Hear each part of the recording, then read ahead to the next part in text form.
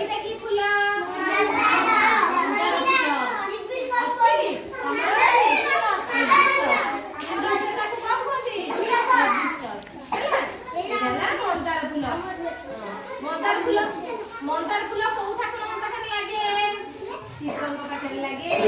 ଦୁର୍ଗା, କାଳୀ, ନାଇଁ କି?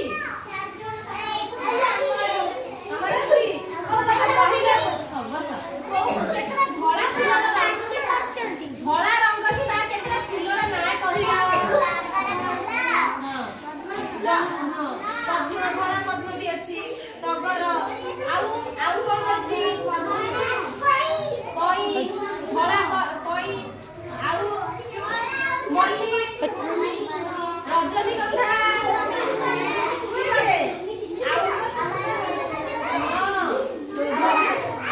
ଆଉ ଧଳା ଜୁଇ ଫୁଲ,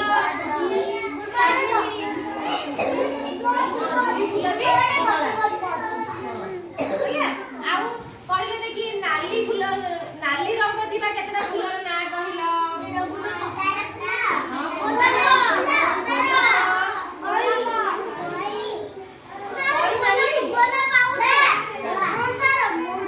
ମନ୍ଦାର, ଗୋଲାପ, ଆଉ କଣ ନାଲି ଅଛି? ଗୋଲାପ, ଆଉ କଣ ଅଛି? ମନ୍ଦାର, ଗୋଲାପ, ଆଉ କଣ ନାଲି?